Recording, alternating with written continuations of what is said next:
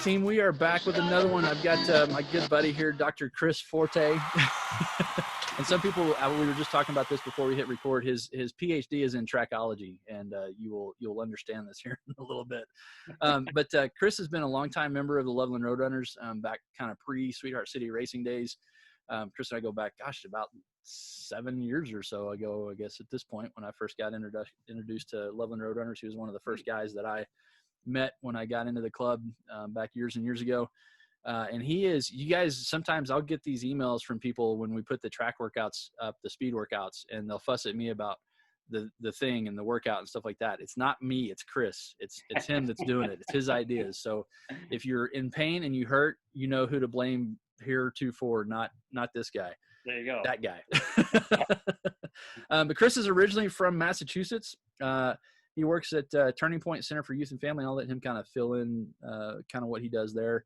But he's also an avid scuba diver and biker, and just kind of does everything when the weather's nice outside, much like a lot of us. So, Chris, thanks for being on today, man. It's good to have you. Good to catch up. I know we've been trying to do this for a while, and yeah, thanks. Things kind of inhibited that. But tell our folks a little bit about you and kind of what you do at Turning Point and some of those kinds of things. As you said, originally from the Boston area, just outside of Boston, Massachusetts. Been out. So are you okay with this whole Tom Brady thing? Is that kind of settled, or are you still, is that still? I'm okay with it. I like to see him do well down there in Tampa. And, with his good friend Gronk. I heard he went down there too. I don't pay attention that much, but yeah. Anyway, go ahead. Sorry. We'll see what he can do at age. I don't know. What is he, 43 or 44 or something? Yeah, he's an old dude now. Yeah. But anyways, been out here. I moved to Colorado in '87, graduated from CSU, and started up with the running clubs, Fort Collins Running Club, and then eventually Loveland Roadrunners. And, cool. I've been with them for a long time. The Tuesday track and the Saturday morning group runs. And so I've been around and made a lot of new friends down there in Loveland. As far as work goes, I'm the food service manager at Turning Point. So I take care of all the dietary needs of our clients. I've been with Turning Point for 28 years. Wow. And so I take care of all the health department and USDA guidelines and health department guidelines for Turning Point.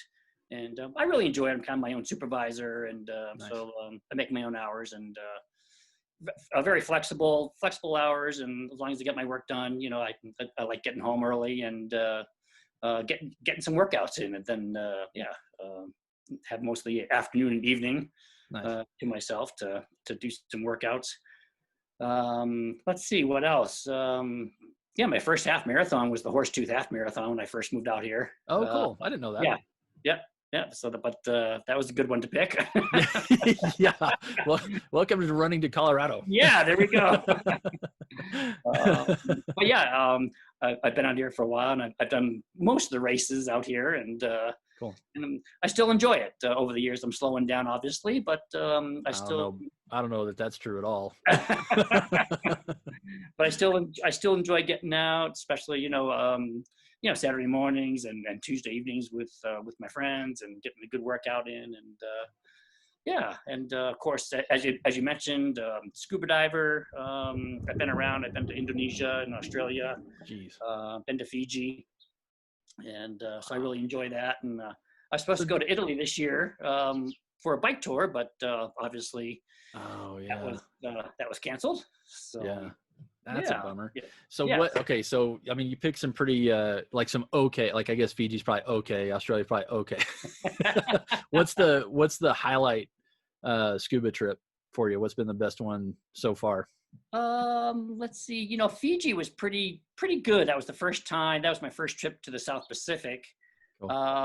But then I went to a place called Wakatobi, Indonesia, and that was fabulous. The resort itself was great, and the diving, and it was just a first-class resort. Nice. And then I went to just recently, 2018. I went to a place called Raja Ampat in Indonesia, and that was another just fabulous place. just a first class resort. The diving was awesome. Just the colors and the coral and all the fish and everything. And Yeah. Just awesome. And I wouldn't mind going back soon. Nice. Yeah. People are going to think we're like in the scuba diving game because my friend Christy Hall was on with us last week, and she's a big scuba diver. You'll have to listen to that one. She's got a really interesting story about scuba diving down in Little Cayman. Really funny. Yeah, go check that one out. Great. Yeah, apparently I might have to start scuba diving because everybody I know is a diver, and I go to a deep pool, and that's as close as I've gotten so far. I think your family would enjoy it. Yeah. I don't want to I'll take Sarah, but I don't want to take kids. Maybe we'll see. Great. That's awesome. Yeah. Well, so kind of to give everybody a little bit of context too. So Chris has been kind of spearheading, like I said before, he's been kind of spearheading the track nights and coming up with the workouts when we do that. And that's obviously a seasonal thing too. Once it turns dark at 4:30 or 5 o'clock, we kind of, as a club, we kind of scrap the track nights just due to safety and dark. I mean, it's kind of hard to go run around a track in the dark, I guess. We don't do it, so I don't know. Just keep turning left. But so Chris has been paramount and been a good friend of ours and spearheading that effort for a long time. So, and you and I know CBEC's kind of helping with some of that stuff as well, and got a good core group of people there. And for those of you that are in Loveland or in the area and don't participate in the track nights, like Chris mentioned, that's a great way to kind of plug into the community. Misery loves company is kind of how I like to refer to track nights. Yes. And the other thing to know too is we do publish those workouts weekly in our newsletter. So if you can't make it to the actual track night, just know that those are out there and you can do them on your own. Obviously it's more fun to kind of be around a group, and there's a great group of folks that do meet up at the track on Tuesday nights at 5:30. Is it 5:30 or 6? I always mess that up. At 6 o'clock. 6 o'clock. 6. Yeah. Yep. We hadn't done them in so long because of this lockdown thing. I forget what time we're supposed to be down there. Right.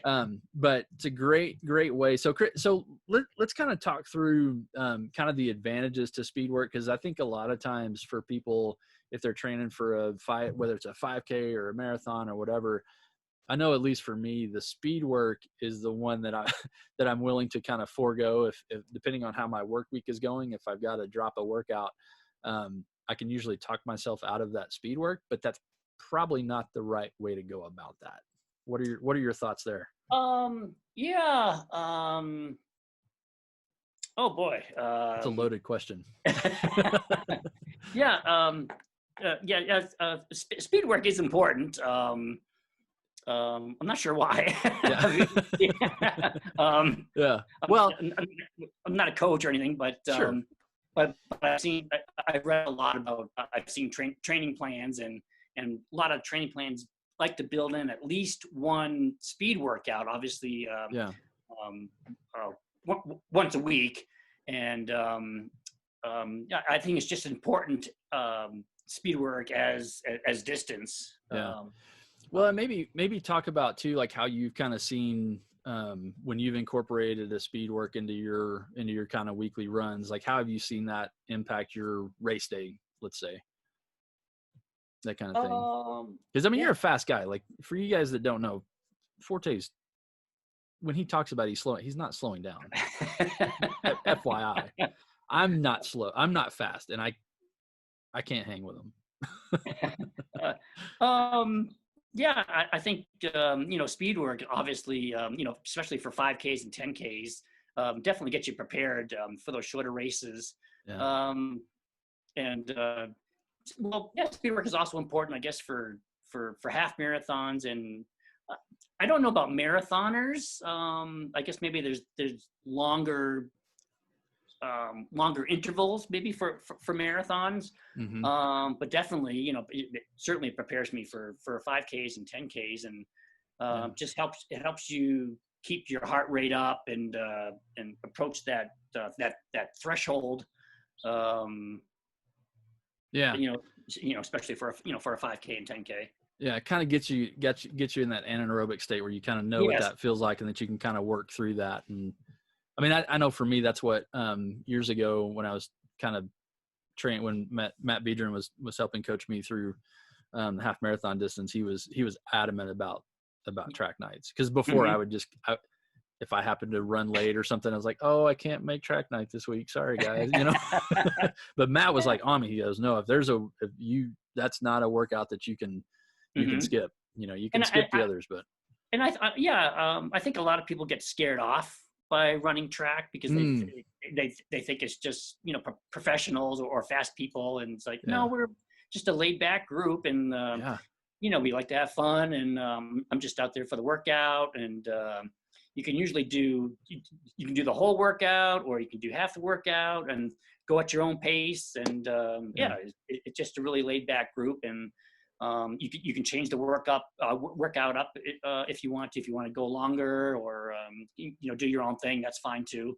So we're just a very laid back group, and just out having fun and getting some exercise. Yeah. Well, let's talk about that, because big thing for us is obviously community, and that track group is a big piece of that. And there's some folks that have been around that group like yourself and Seabeck and some of those other guys that have been around, Tunzi, some of those guys that have been around for a long time. And it's a key, at least in my mind, like it's a key piece of the community, and that's kind of what we're, again, kind of going back to the old Loveland Roadrunner days. I mean, that was the big part of it that for me, that was attractive and brought me into the running community in Loveland was, this is a good group of people, and like you said, from all experience levels too. I mean, from you guys that are lapping me, to guys that are, like myself that like I said, I noticed a difference in my speed and in my running and all of that kind of stuff. But what brought me back each week was you guys, was the group. And I think that's one thing that I would love to kind of get across to our viewers and listeners is this is another way for you to plug into. If you're somebody that's kind of doing it on your own and you're having a hard time kind of staying motivated, plug into this group on Tuesday nights, because it's such a good group of guys and people that are going to help progress, help you progress. That's how I'm trying to say that. And Chris didn't know we were going to talk about him, but Tunzi, I'll use him as an example. I mean, that guy, what he's done over the last couple of years. Oh, just outstanding. Holy cow. This was a guy who was, a little overweight, and but he's made just giant strides. And I think he lost 50 or 60 pounds. Within a year. And look at him now. I mean, he PR'd a marathon. Last year, and he PR'd Colorado. Wasn't it Colorado he PR'd or no? Or California. That's right. The California marathon. Yeah. He's just outstanding. He worked really hard for that, and now he's beating me in he finally beat me in a 10K. Did he really? In a 5K, I think also. We were supposed to race this year at the Sheridan of the Green, but of course, what happened. And so I think the 5K is the last race that he hasn't beaten me yet. That's awesome. Although, we had a time trial, and his time was certainly better, but head to head, he hasn't beaten me yet. So nice. We still got him there. Yeah. But, he's just amazing. He made incredible strides, and every time I see him, I'm always congratulating him on his accomplishments of what he's done over the years, and the marathon training, and he just training for a marathon during the winter months and when it was dark and cold, and he was committed. Just so proud. So it's people like that. Just awesome. Well, and we probably won't tell him that we're recording this and talking about him, so his head won't go to his head, but so he won't go to his head. But one of the nicest guys on the planet. I mean, absolutely, yeah. Salt of the earth guy. Yeah. Well, and he's a good example. I mean, and again, there's Matt Biedron, so going from a story like Chris's to Biedron, I'll pick on him a little bit because he won't watch this anyway. He's never on Facebook or the internet, so he won't even know. Sure. But he was another one of those guys that I got to know personally through track, and then started talking about he was doing a lot of coaching back then, and kind of took me under his wing, and I went from just kind of average runner to qualifying for the half marathon nationals in Oklahoma City, and I really made him mad because that was kind of the goal, and the goal was to qualify to go to San Diego. I did that, and then decided to go run this 100K down in Texas and not go to he was not happy. Funny. but a guy like Biedron, I mean, again, this is kind of the core group of that track night. But a guy like that, like when I crossed the finish line in Oklahoma City at the Oklahoma City Memorial Half, one, it's a hometown race for me, so it was just special to be running that. But before I got to my car, I had a voicemail on my cell phone, and he was losing his mind because I'd beaten the qualifier. I had to run a 1:55 to qualify, and I beat it by 36 seconds. Oh. And so he was like, I couldn't even understand the voicemail because he was screaming so loud into the phone. Gee. But again, he was one of those guys that kind of helped me realize the importance of not only community, and having that piece of it, but also having the support system of somebody like him and yourself and other people that like, hey man, where were you on Tuesday? We missed you or whatever. And absolutely.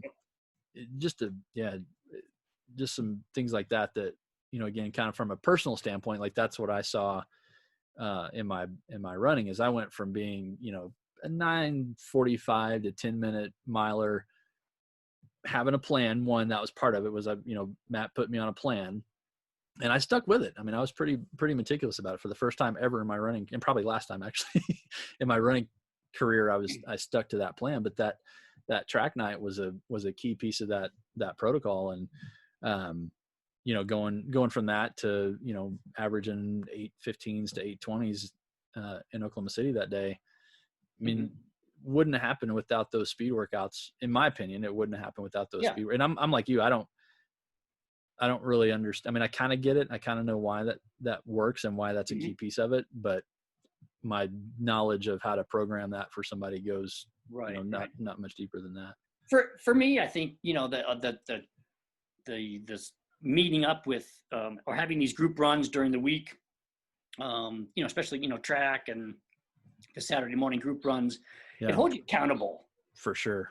And, and knowing that, Matt's going to be there, Chris Tunzi, David Allison, it gets me out of bed on a Saturday morning. And then, Tuesdays, it gets me down there, and, I can look outside. Oh, I don't feel like working out today, but knowing that there's a group meeting today and going to work out, it's like, well, you know what?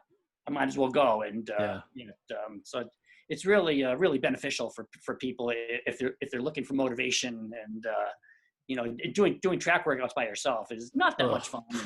It's the worst.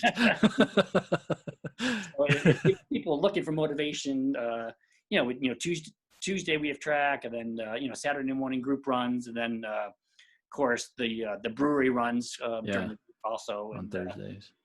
Thursdays. Yeah.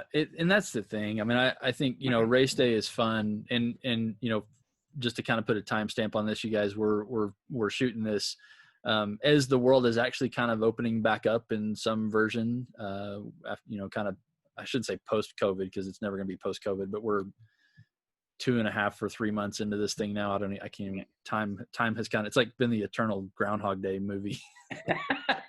What day is it? What time? I don't even, it's irrelevant at this point. But I know we can get outside more today than we could last week. So that's good. Good for everybody. But I think, that's a great point. And I think something that, we've really tried to, and you and I've had a ton of conversations around this, but how can we bring, I see people all the time, out at the track. I shouldn't say all the time, but, I'm driving down First Street, going past Bill Reed or whatever, and I see somebody out there, kind of doing a workout on their own. And I wonder, do they know that there's a group of people that do that? And if not, then how can we kind of get that information to them? Yep. But then some, you know, and there's a, you know, a handful of people that they just love, you know, kind of that solo time, you know, away from the family and the job. And that's just their time to kind of zone out and be in their own space. Yeah, And that's totally cool too. absolutely. I think there's a lot of small little groups that meet on their own. Yeah. You know, people have their own little little running groups or biking groups or whatever it might be, Totally. and they run when they can during the week. And but it'd be nice to, you know, get the word out there that, you know, that we are meeting on a Tuesday and a Saturday and a Thursday, and don't be afraid to come out. And right. There's slow people, there's fast people, there's old people, young people. We're just out there to have fun, and we're you know, so on Tuesday sometimes we go to the poorhouse and have a few beverages and yep.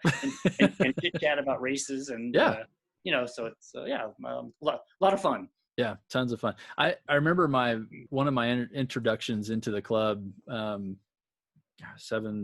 years ago. Like I said, at this point, I'd gotten to know Kevin Lee Masters, who was president before me. Yes. And I'd give him a hard time because I was like, you know, it's your fault that all of this exists. This whole thing. But I'm grateful because it was cool because I think that year Dave Seebeck, Nicole Fleur, and there was a third, and I can't remember I don't know if it was Beatron or you or who was. There was 3 people going to Boston, and we had a night over at Jake and Nicole's. This has been 2012 or 13 or something like that. Okay. And we had a hangout over at their house, and we watched that old Boston Marathon documentary that's probably 10 or 12 years old now. God, I cannot remember who that third person was, but I know there's 3 that we were sending off to buy. But that was cool because that was like, hey, here's some people from our community that are going to do this great thing, this great, you know, historic race. And it was the people that were at the track nights and the Saturday runs, and that was kind of pre-Thursday group back then. But there was all, you know, it was just cool because everybody's just hanging out, having a good time, and like this send-off party for them. And we did that for a few years, and frankly, we haven't done it in a while. And I'd love to see, you know, us kind of getting back to things like that again, kind of pulling that community piece back together, like you mentioned, because that's, for me, running is not, this is going to sound really funny, but it's all about community for me personally. Oh, yeah, absolutely. Yeah. I love what Sweetheart City Racing does. You know, they've done, you guys have done a great job putting on races, and thank you. It's all about community, and I get to see my friends all, you know, on the weekends and at the races, and we have a good time. We go out to breakfast, or we go out and drink some beers, or depending on time of day, maybe both. You know, absolutely. Yep. There has been occasion where breakfast and beer kind of line up. So, yes. But I remember my first Tuesday night track. It was many years ago, and Tim Roberts was the president. Yeah. Of Loveland Roadrunners, and that's where I met Dave Ward down at Burlington. Yeah, that was a while ago, and that was another great OG guy, Dave. Yep, absolutely. Yep. Yeah, you hit the nail on the head, man. It's that Tuesday track, because I think there is something about that, you know, kind of seeing people suffer a little bit together. You know, like I mentioned before, that misery loves company thing. But that, like I said, that's just such a core group, and going, you know, that you guys that have been around for a long time and kind of laid the path for, you know, people that are coming in. I mean, we look at it now, man, I think the Facebook group now has over 1,200 followers and stuff like that. And it's cool because it just means that there's more people being, well, there's not necessarily more people being active. I think arguably there probably is, but people are able to kind of plug into a community and gain those friendships. I mean, there are people, I mean, my introduction to Loveland when we moved here, I don't know, a little over 8 years ago now, was literally the running community. I mean, you guys were some of the first people we got to know and become friends with in town. I mean, and that's no exaggeration. I knew I knew 3 people. Sarah and I knew 3 people when we moved to Loveland. Ironically, none of those 3 were runners. Oh, gee. But literally our core and our foundation is quite literally the running community in town. And yourself is a key part of that. Yeah, and same with me. I mean, most of my friends are running and are runners. And when I had my knee surgery back in June of 16, I thought, oh my gosh, half of my life is going to go away because running that's what I do. I mean, that's my it's part of your identity. Yeah, my identity and all my friends, and it's part of my social group, and it's just what I do. Everything revolves around it, and the racing, and it's like, oh my gosh, I'm not gonna be able to run anymore, and but here I am, still doing it, and so. And still doing it well, my friend. Oh, thank you. I mean, because you were, let's see, your last Sweetheart Classic, you were up there at the Sweetheart Classic. Yep. Where did you? I forget where you placed. I should know that, but I didn't. I ran with Campson. I think we finished second behind Dave and Allison. Dave and Allison, that's right. Yep. Yeah. See, and Dave and Allison, another like just salt of the earth, amazing human beings. Oh, they are just wonderful, and Allison is another runner that I want to say, congratulations to, and she made huge strides last year. She lost a lot of weight, and after having their second child and coming back, and she really worked hard. Getting back to running and racing mode, and just did awesome with her racing, and she I think she actually beat me at the Fortitude. Oh, did she really? Yeah, not head to head, That's but funny. I think she beat me by 2 seconds. And, funny. We'll have to go check the clock on that one. Yeah, but both her and Tunzi have just made great, just awesome strides, and over the years, and just really proud of them. Yeah, for sure. No, that's awesome of you to say that. And Allison's one of our key volunteers on race day too. Now, even to this day, and Dave's done a ton to help us out too. And I think that's I remember one time we did we were running a gravel road down south of town, and Dave was like, "Hey, you want to run again?" I was like, "Yeah, sure." And for those of you that don't know Dave, he's 6'5", somewhere in that neighborhood. And I'm 6'2", so he's considerably taller than me. I was like, yeah, I'll run with you. And I'm like trying to keep a conveation with dude. And I'm about to throw up because he's just going. Yep. And he's finally I was like, Dave, just go, man. It's like, I got to turn around and go home. I have to do a short run today. There you go. Mainly because he gassed me in the first mile. I was like, I had nothing left. But great, again, great people. They said he was one of the ones that was going to run Boston that first year that I was around. And Allison, I mean, like you said, just the work that she's put in. Yeah. And and she's running at a high level now too. Yes. Yep. And I think that's something that I want people to kind of understand out of this conversation too, is track night's important from a workout standpoint. But I think more than anything, it's important from a community standpoint. And all of the group runs we have, like you said, whether it's the Saturday crew, the Thursday, brewery runs, or track nights, any of those, and any other thing. I mean, if there's something, we've got a new group that's kind of starting to breathe a little life into out in Johnstown.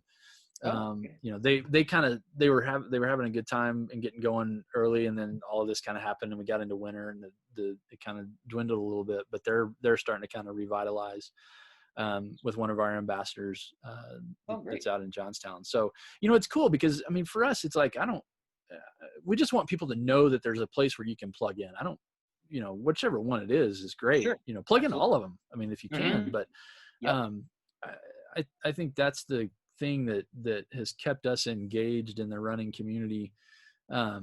Just on a personal note is, again, like you said before, it's the friendships. It's that, knowing that if I don't show up to track tonight, somebody's going to call and give me a hard time, you know, or whatever. Been there, you know, there's been a few Saturdays where I don't show up, you know, I look outside and it's, you know, kind of cold and Yeah, windy. And of course, you know, Matt and Chris are out there running, and then, of course. you know, they're calling me names and which I can't say, you know, on air here. This is a kid appropriate show. Yeah, there we go. Dr. Forte. But, yeah, we all have fun together. And yeah, of course. We give each other, you know, different, Yeah. what am I trying to say? Just crapper. Yeah. Yep. You Given the business. know, business, yeah, as you should. But you know, that's the beauty of it, right? I mean, that's Absolutely. if you can't give your friends a hard time, then are they really your friends? You know, Right. that's how I tell people they know that if I like them. If I don't give you a hard time, Yep. probably don't like you. Yeah, absolutely. And then, you know, and that's good because we hold each other accountable. You Yeah. know, and having that relationship where, like you said, I mean, kind of in jest and joking, like giving each other a hard time, but there's actually some, like, no, seriously, dude, like, get your butt out of bed and get down yeah. here. Yeah, because you get a half marathon in you know 2 months or Totally. you got a 10K coming up. Come on, get Right. out and do the damn workout. Right. Yeah. Let's go to work. Yeah. This is a family show. Sorry. You're good. I'll edit that part out. We'll put Okay. it, I don't know. We'll figure something out. Yeah. Clearly this is professional. So I tell people all the time, I said, you know, even going into race day, I said, on race day, when I show up to the start line, I look like I know what I'm doing. And then the gun goes off and everybody's like, oh, he's that guy. He'll be back there. You know, but yeah, man, I think it's the cool part about what you're saying is the community piece and having some true, real friendships and real relationships with people that got started around the activity of running. Running is just the vehicle. I mean, it could have been bikes, it could have been scuba, it could have been any number of things. This just happened to be kind of where we all connected and have stayed friends for a long time. Mm-hmm.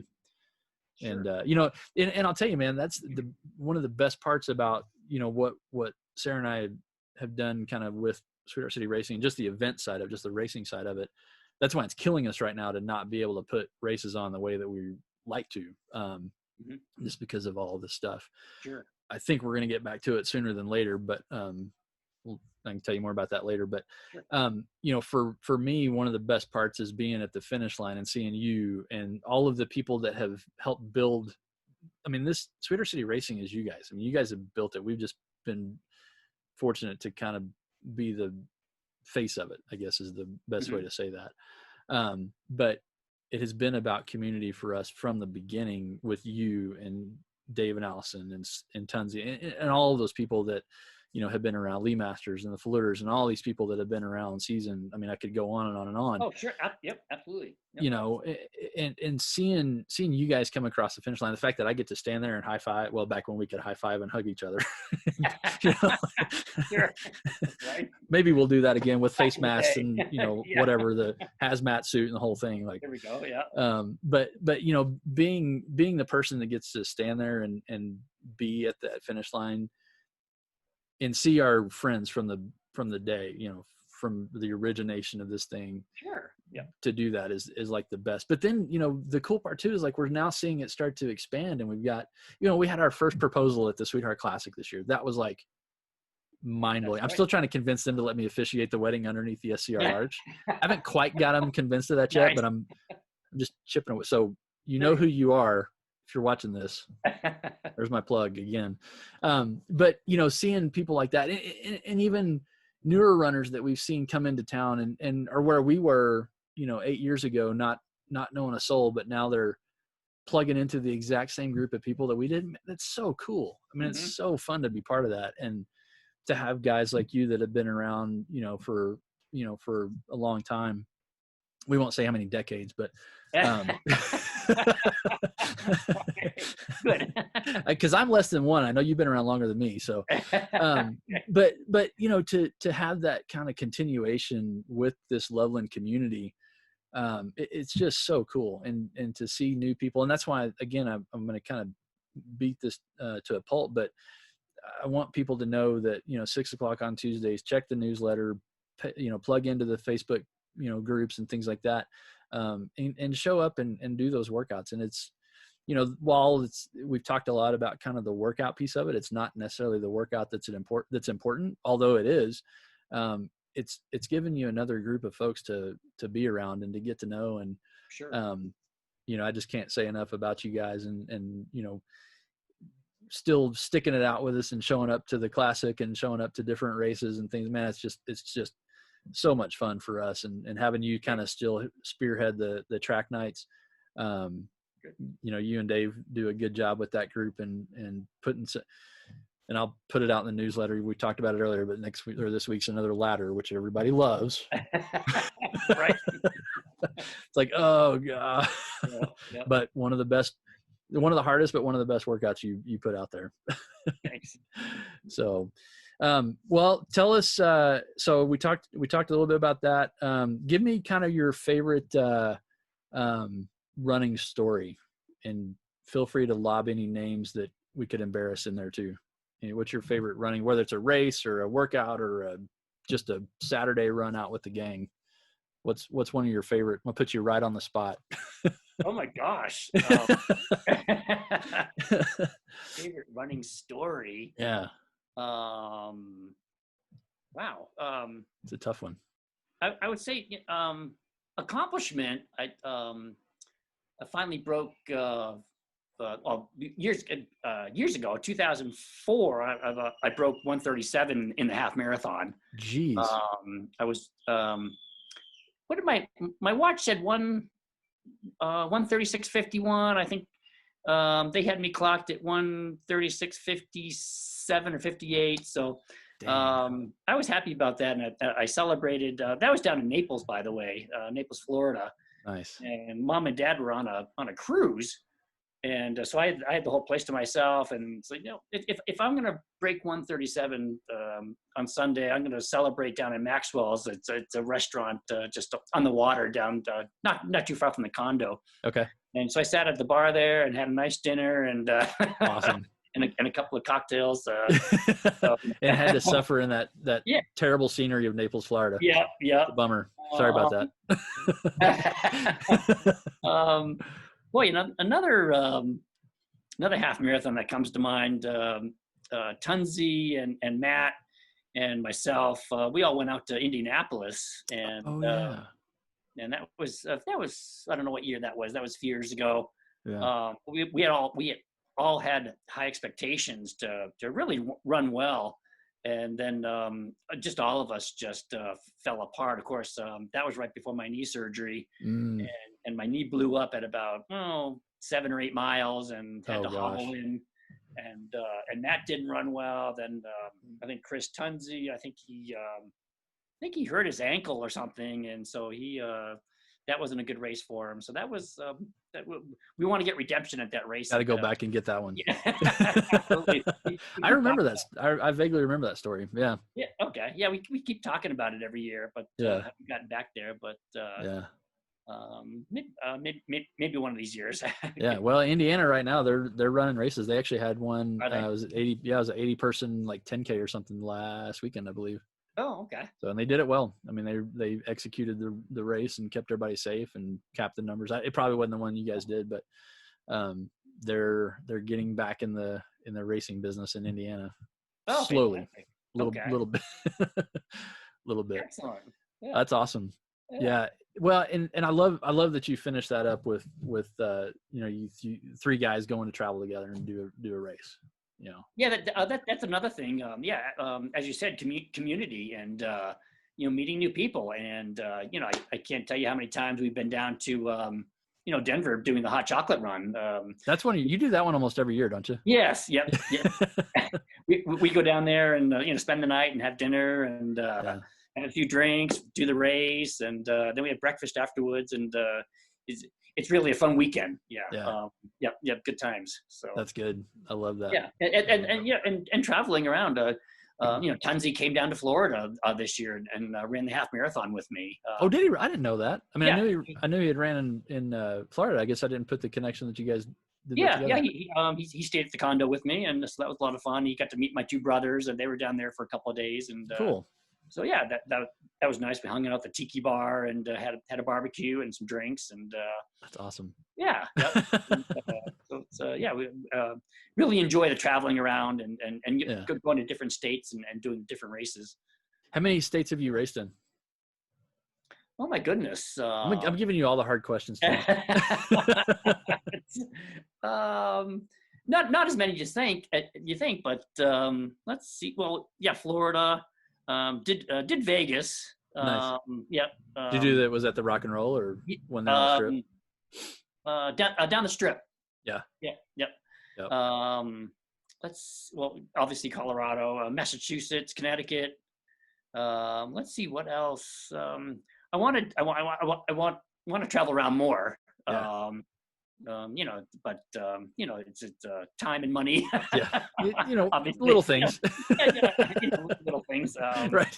But I like to get out to the West Coast and do some races sometime, like California or Oregon or Washington or something. And I really enjoy just traveling and doing races, around the country. Yeah, that's cool. Yeah. Sarah did one a few years ago with some ladies out in California, up in Napa. Oh, okay. Yeah, she likes to drink wine on occasion. That was like her hot chocolate. She's like, you know what? There's a racing cat. It was really funny. She was really trying to sell me on it. She's like, so the girls asked me to go do this race, and it's in Napa, and it's like, go, whatever, I don't care. And she had a good time. But yeah, it was like wine drinking and running a half marathon for her. That was a win. Awesome. Yeah. Good. Yeah. And running through Napa, like that's not a bad day. Yeah, absolutely. That's awesome. Well, man, I appreciate the time, and thanks for kind of talking. I love the conversation around the community and what you guys are doing. And gang, just to kind of reiterate, and I'll put this again in the comments in the description below, but just know that Chris and these guys, they're a great group of people. Love to have you plug in on Tuesday nights with them. Again, through the newsletter. If you're not on that, get a hold of us and we'll get you into the weekly newsletter. But we always put Chris's workouts, not mine. So when they hurt, don't yell at me. You can reach me at. He's the doctor of trackology. So There we go. I'll put his personal phone number and cell phone number and email address and all that so you can get a hold of him. Very good. But Chris, thank you, man. I just appreciate everything that you mean to us and to Sweetheart City Racing and everything you're doing for the community, man. You're absolutely doing a great job with that group on Tuesday, you and CBEC and all the gang that's involved there, and then obviously on Saturdays too.